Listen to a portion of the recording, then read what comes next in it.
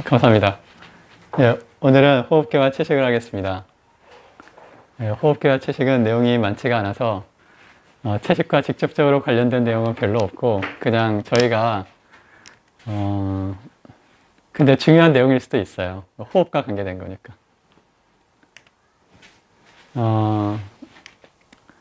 목차는 호흡계의 구조와 기능, 또 산염기 균형이 중요하다는 것, 또 암과 산소 섭취량이 관계가 있다는 것, 또 채식 시기를 했을 때 산소 섭취량이 증가한다는 거.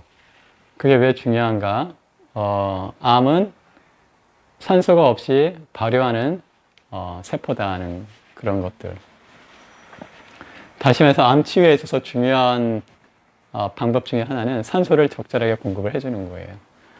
또 이제 조금 이따 하겠지만 이제 폐포의 환기에 있어서 우리가 대부분의 이제 호흡을 천천히 해라, 차분해라, 숨을 좀 천천히 들여 마셔 말아요. 이런 식으로 이야기하잖아요.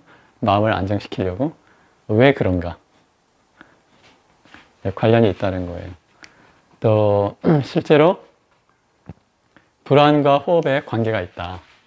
그 호흡이 빨라지면은 그만큼 심리적으로도 많이 불안해진다. 반대로 호흡을 천천히 들여 마시고 내뱉었을 때는 심리적으로도 불안감이 줄어들고 많이 안정화된다. 이런 연구를 간단하게 보고를 드리고, 예전에 시험 보기 전에 긴장이 되면 천천히 들이쉬고 천천히 내쉬는 하면 그렇죠. 진짜 도움이 됩니다. 예, 맞아요. 그게 이제 개인적 체험뿐만 아니라 과학적으로도 통계적으로도 이제 이야기가 된다. 그걸 이제 설명드리고 마치겠습니다. 인간의 호흡은 본질적으로는 이제 산소를 공급해 주는 거잖아요. 그러니까 단세포로 있을 때는 뭐 공기 중이나 수분에 있어서 물속에 있는 산소가 바로 세포막을 통과해서 공급이 될 수가 있어요.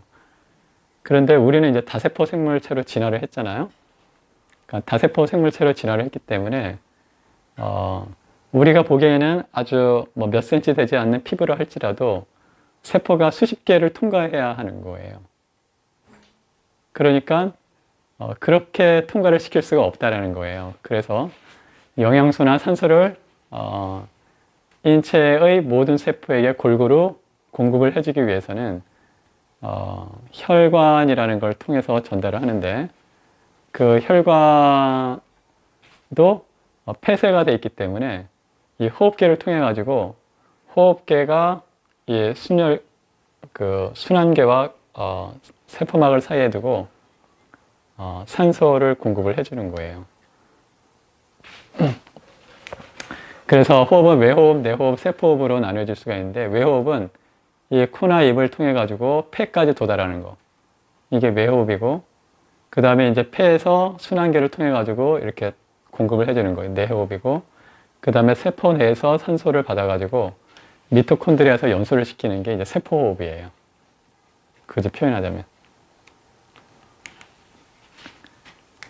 그래서 인체 외호흡계는 뭐 상기도계와 하기도계로 나뉜다. 상기도계는 이제 여기 후두 윗부분, 또 아래쪽은 이렇게 돼 있고요.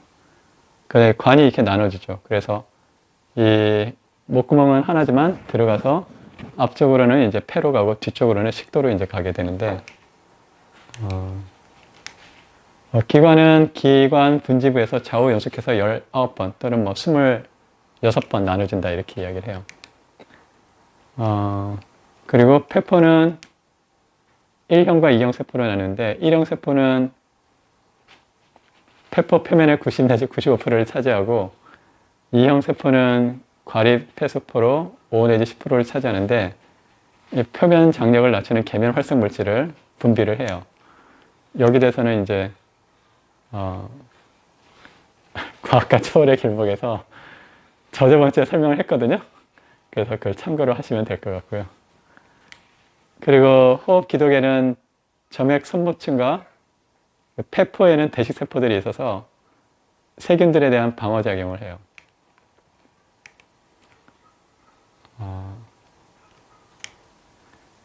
그래서 이제 공기의 압력에 의해서 산소가 교환이 되는데, 이 대기는 산소의 압력, 농도가 160mHg 정도가 되거든요. 이산화탄소는 그에 비해서 0.3 정도가 된다고 그래요. 근데 이게 이제 폐포로 들어가게 되면 산소의 농도가 낮아져서 105, 또 동맥으로 가면 100, 정맥으로 가면 40 정도로 이제 줄어들어요. 반면 이산화탄소는 대기에서는 0.3인데 폐포에서는 40, 동맥혈에서도 40, 그 다음에 정맥혈에서 46 이렇게 된다고 그래요. 그래서 농도는 높은 데서 낮은 데로 이동을 하기 때문에 이 압력은 농도라고 생각하면 되거든요. 그래서 산소는 농도가 높은 데서 낮은 데로 이렇게 이동을 하고요. 이산화탄소는 이렇게 이동을 하게 돼 있어요.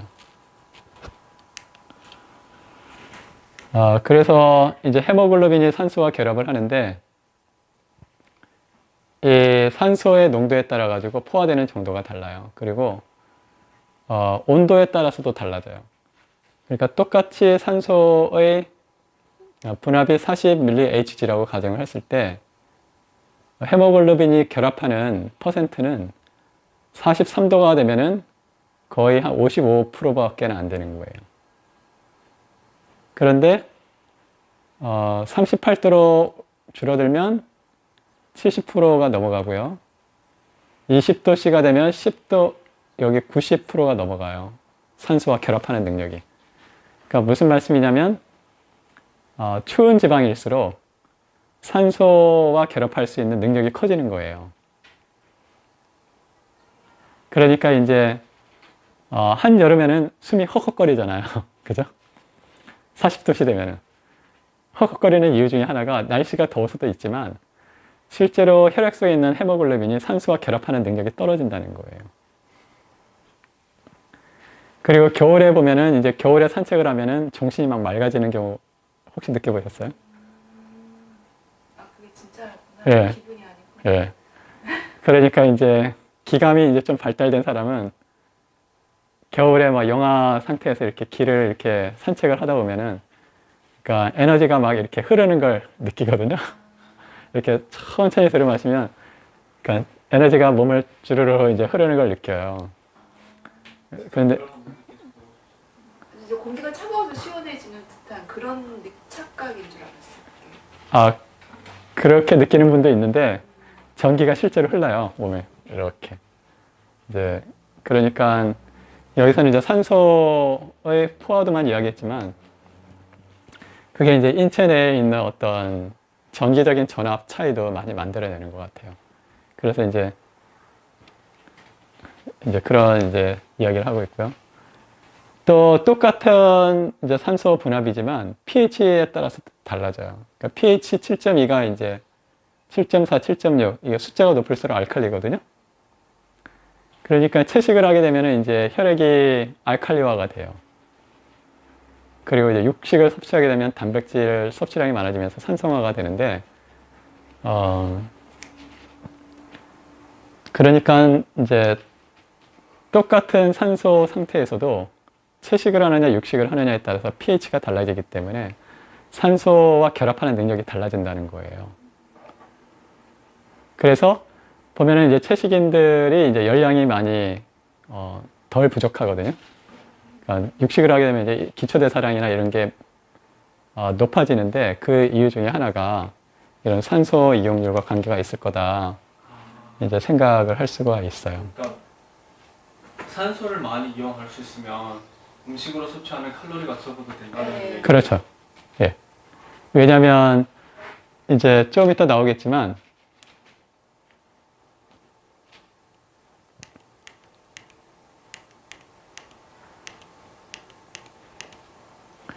이제 인체가 이제 음식을 이제 포도당 하나를 받으면은 이제 세포질 내에서 산소 없이 분해를 하거든요. 피루부산으로 2개를. 포도당 이렇게 하나가 있으면 피루부산 2개로 분해가 되는데 이때 ATP라는 생물에서 공통적으로 쓰이는 에너지 단위가 ATP예요. 아데노신 트리포스페이트라고 하는데 이게 2개가 생성이 돼요. 근데 피루부산이 이 미토콘드리아에 들어가게 되면 미토콘드리아는 인체 내에 보통 한 300개 정도가 있거든요. 그러니까 이게 발전소예요, 일종의. 그러니까 세포 내 발전소들이 한 300개 정도가 있는데 얘들이 피르부산이라는 화학 물질을 이용을 하면 34개의 ATP를 만들어내요. 그러니까 산소가 부족해지면 이 미토콘드리아가 연소를 하기 위해서는 산소가 필요하거든요. 산소가 없이는 이렇게 2개밖에 못 만드는 거예요. 그러니까 그만큼 많은 에너지가 필요한 거예요. 산소가 없으면. 그래서 이제 설명을 드렸고, 또 하나는 이제 CO2 농도에 따라서 또 달라져요. 똑같은 산소 분압이지만 CO2 농도가 60으로 높으면은 산소 포화도가 거의 50밖에 안 되죠. 그런데 40이면은 80%, 그리고 0이면은 거의 90%가 돼요. 그래서 몸에 있는 CO2를 적절하게 제거를 해주는 거는 헤모글로빈에서 산소를 결합하는 능력을 증가시키는 거예요. 그러니까 이제 호흡을 할 때 짧은 호흡을 하면은 혈액 속에 있는 이산화탄소가 빨리 배출이 안 되거든요. 그러니까 천천히 내쉬는 거죠. 길게. 그러면 이제 몸에 있는 가스가 이렇게 나와요. 그리고 이제 실제로 이제 기도문을 계속 외운다거나 또는 연부를 계속 한다거나 이러면 한 30-40분 정도 지나면 이제 몸에서 노폐물이 가스가 나오거든요. 악취가 나는 가스가 나오는 수가 있어요. 네. 그러니까 한 40분 정도 하면은 이제 가스가 몸에 이제 세포에 막 쌓여있던 게 이렇게 나와요. 기도문을 외우면 저절로 호흡이 그렇죠. 말을 하니까. 그렇죠. 아, 그러니까 이제 기도문도 빨리 하면 안 되고요. 천천히. 뭐 기독교에서는 주의 기도문 같은 게 있잖아요. 뭐 하늘에 계신 우리 아버지 뭐 이런 식으로. 또 불교에서는 뭐 아제 아제 바라 아제 뭐 이런 거 있잖아요. 그런 걸 천천히 해야 되는 거예요. 천천히. 발성하고 호흡을 천천히 다 들어 마신 다음에 또 발성하고 천천히 들어 마시고 발성하고 이렇게 해야 되는 거지. 그냥 그걸 너무 빨리 하게 되면은 인체에 노폐물이 오히려 쌓이게 되는 거예요. 스님들은 되게 빨리 하는 거 같아요. 예? 어떤? 스님들 막 연구랑 아, 빨리 하는 거 같아요. 하죠. 하는데 큰 소리로 하지 않아요. 그죠? 작은 소리로 하거든요. 작은 소리로 한다는 건 몸에 이제 산소 소모량이 적다는 거예요. 그러니까 배출량이 적다는 거예요. 그러니까 복식호흡을 하죠. 그리고 보면은 빨리 하더라도 낮은 소리로 하고 복식호흡을 하고 또 음성을 할 때 복식호흡을 하면서 이 이마를 울리게 되고 뇌를 울리면서 하거든요. 그러니까 이제 발성에 따라서 목구멍에서 나오는 소리, 코에서 나오는 소리, 그러니까 머리가 울리면서 나오는 소리 다 다르거든요. 예, 어쨌든 그렇다는 거고요. 그 다음에 이런 CO2의 배설은 중요한데 왜냐하면 CO2가 잘 배설이 돼야지 인체 혈액이 알칼리화돼요. 왜 그러냐면 중탄산이온 HCO3-라는 게 수소와 결합을 하면은 탄산염으로 변하고 탄산염이 H2와 CO2로 변하거든요.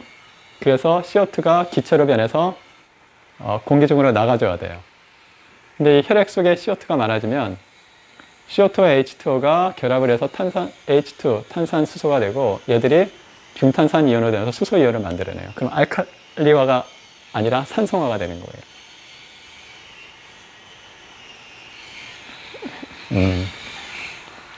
그래서 호흡을 통해서 CO2를 잘 방출하는 것은 인체를 알칼리화하는 중요한 방법 중에 하나라는 거예요.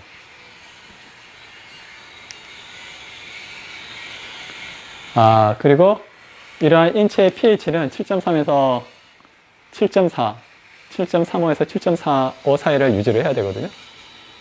근데 이제 육식을 많이 하고 또 호흡을 제대로 하지 않으면 혈액이 산성화가 되는데 이때 여러 가지 인체의 어떤 대사나 아니면 신경세포의 작용 같은 게 영향을 받을 수가 있어요. 왜냐하면 기본적으로 산알칼리는 물 속에서 생물체가 탄생했잖아요. 그러니까 물은 H2O인데 H 플러스 OH-로 일정 양이 분해가 돼 있어요. 그래서 OH 히드록시기와 H 플러스 산성기가 항상 양이 일정한 양을 밸런스를 맞춰주고 있어야 되거든요. 네. 그래서 이제 우리가 먹는 소금이나 CO2, 또 단백질들, 인산 이런 것들이 영향을 줘서 수소이온 농도를 조절한다는 거예요. 그래서 적절한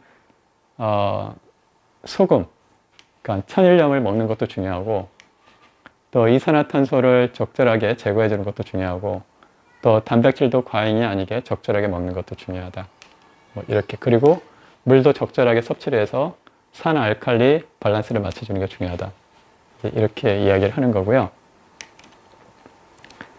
그 다음에 이제 인체는 pH가 일정하게 밸런스를 맞춰줘야 되기 때문에 이거를 조절하는 중요한 신체 기관으로서 이 신장을 사용을 해요. 그래서 신장, 그러니까 인체의 산, 알칼리 밸런스가 안 맞으면 신장이 먼저 이렇게 무너지게 돼 있어요. 그리고 이제 산, 알칼리 밸런스를 맞추기 위해서 이 산성이 많을 때는 산성을 없애고 알칼리가 많을 때는 알칼리를 없애고 이렇게 밸런스를 맞추는데 이 과정이 그냥 해결되는 게 아니라 에너지를 사용을 해요. 그래서 이 인체 내 산, 알칼리 밸런스가 안 맞으면 인체 내에서 많은 에너지가 필요로 하게 돼 있어요. 그래서 많은 열량을 섭취해야 되는 거죠.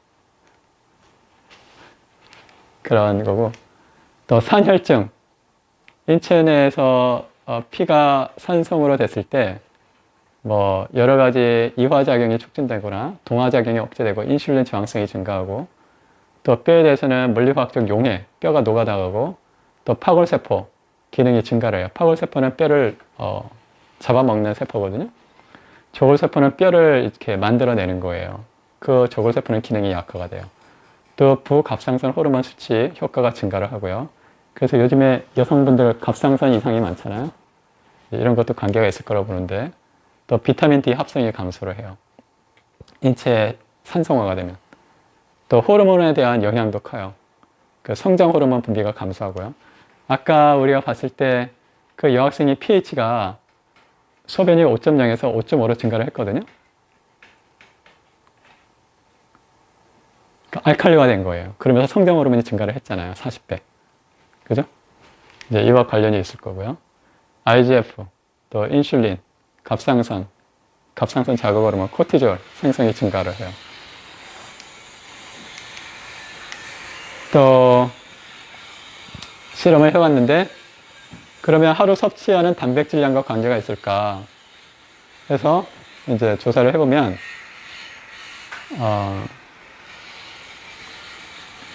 A 단백질 권장 A의 경우는 A가 이거죠. 단백질 권장 섭취량 하루 몸무게 1kg당 0.75g을 나눈 값이에요. 그러니까 이 숫자가 1.6이라는 거는 권장량보다 1.6배가 많이 섭취했다는 거예요.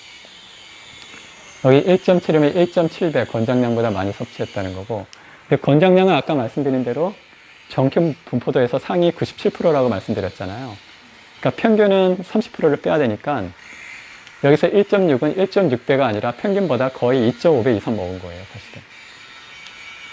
그랬더니 인슐린 분비가 증가되고 또 신장의 방출량, 순선 방출량이 증가를 하고 에너지가 계속 소모가 되는 거예요. 또 옥살산 글리코겐산 방출이 증가를 하고 칼슘 배설이 증가하고 뼈 흡수가 증가하고 사고체 여과율이 증가하고 혈장 글루타민 감소하고 여러 가지 나쁜 현상이 많이 벌어졌다는 거예요. 또 이제 비슷한 이야기고요. 그런 다음에 이제 이거는 이제 암세포 이야기인데요.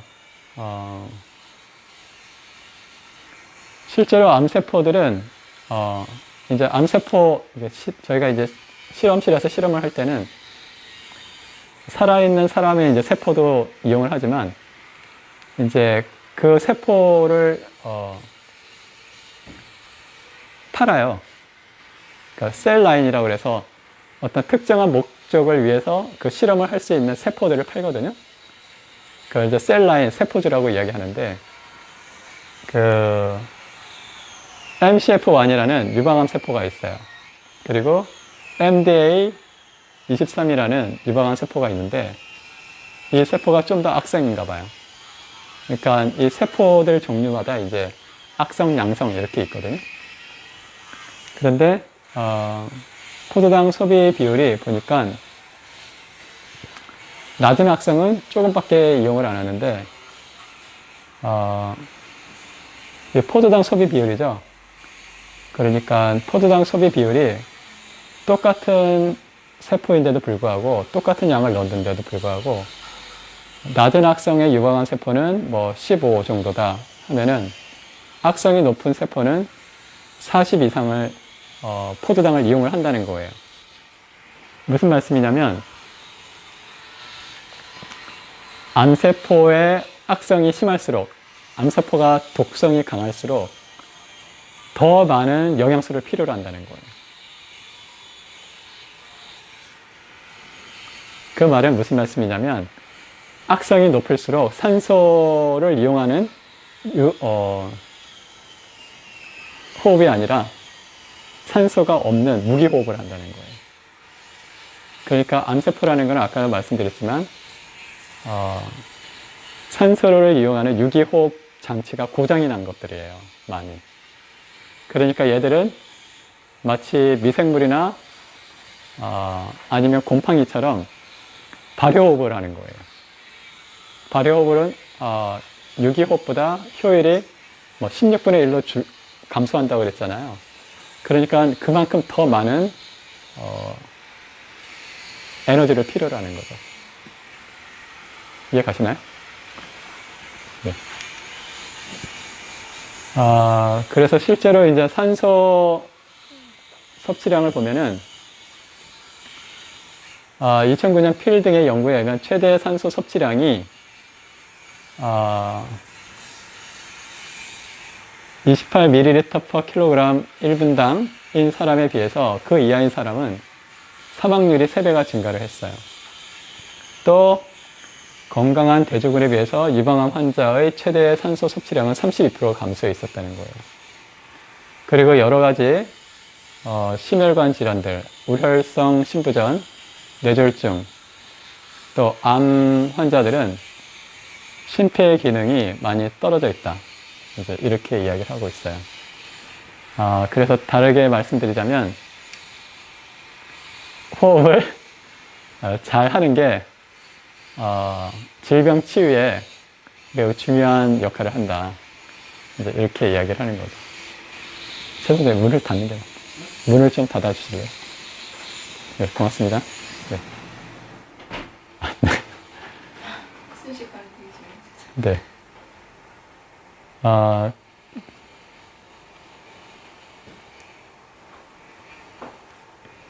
그 다음에 채식인과 비채식인이 그러면은 산소 섭취량의 차이가 있나 해봤는데 실제로 이 밑에 있는 점선이 비채식이고요.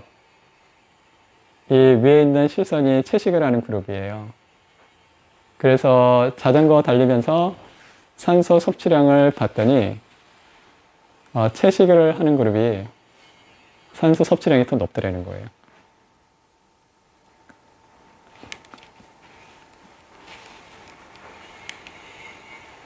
그 다음에 이제 아까 설명드린 거고요. 그 다음에 이제 한 2개만 더 설명하고 이제 끝날 것 같은데, 이 호흡에 있어서 이 폐가 이 혈관계와 만나면서 산소를 공급해 주는 것은 이 부위예요. 폐포가 있는 부위. 그런데 이 기관지 부분은 폐포가 없어요. 그래서 이 부분은 산소가 공급이 되더라도 산소 교환을 할 수가 없는 거예요. 이해 가시죠? 그래서 이 부분을 해부학적으로 죽은 공간이라고 이야기해요. 그러니까 산소를 겉보기에 이제 산소가 이제 500ml 들어간다고 하면 이게 잘못되는데 500ml거든요. 그럼 해부학적인 죽은 공간은 150ml예요. 그래서 실제로 폐포에 도달하는 양은 350이거든요. 이해갔죠? 그런데 만약에 이제 A, B, C로 나눠가지고 1회 호흡량을 이제 A라는 사람은 1분에 40번 호흡을 하고요. B는 12번 호흡을 하고 C는 6번 호흡을 했어요. 예를 들어서. 그럴 수 있죠? 그러니까 1분에 6번. 그러면 10초에 한 번씩 하는 거예요. 그런데 충분히 하거든요?